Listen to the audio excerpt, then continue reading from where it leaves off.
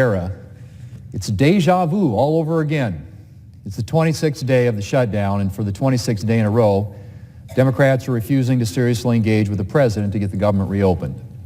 Democrats have spent a lot of time talking about their desire to get the hundreds of thousands of furloughed federal workers back to work, but their actions contradict their words.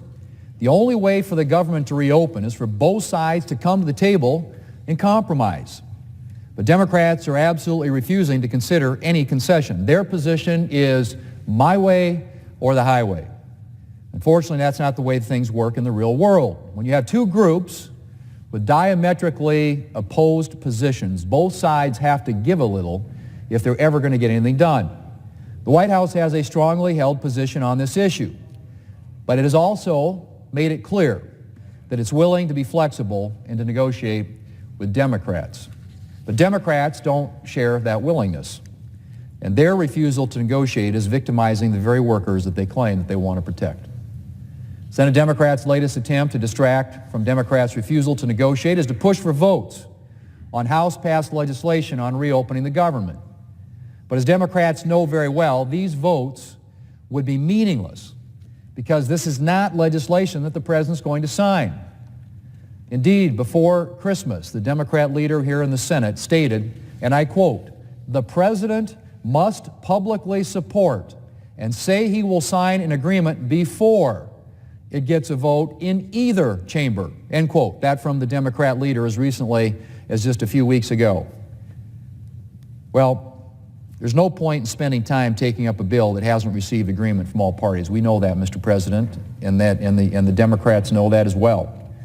But apparently, they're unwilling to flip-flop on this issue if they think, I should say they are willing to flip-flop on this issue if they think it will suit their political purposes. Kind of like how they were for a border fence before they were against it. That's right.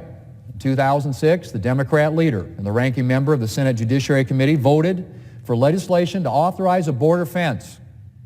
They were joined in that vote by then Senator Biden, then Senator Clinton, then Senator Obama.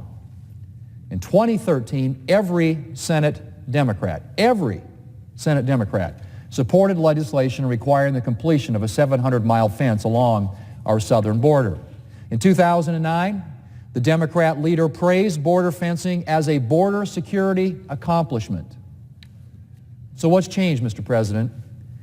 The need to secure our borders hasn't changed.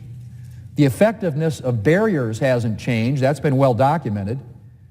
House Majority Leader Steny Hoyer was asked about the Democrats' flip-flop, whether there is any real difference between what they supported previously and what they're opposing now. Here's what he said, and I quote, "I don't have an answer that I think is a really good answer," end quote. Well, that's an honest reply, Mr. President. Democrats don't have a good answer because there is no real difference between what they supported a few years ago and what they're opposing now. Democrats have flip-flopped on this issue because they're afraid to oppose the radical far left wing of their party. And because they are committed to obstructing this president no matter what. This president, if Democrats weren't hurting anybody, their refusal to play ball wouldn't be a problem. But every single day that they refuse to engage in serious negotiations is a day that families aren't getting paid, national priorities aren't getting funded, and important border security is being postponed. That's where we are.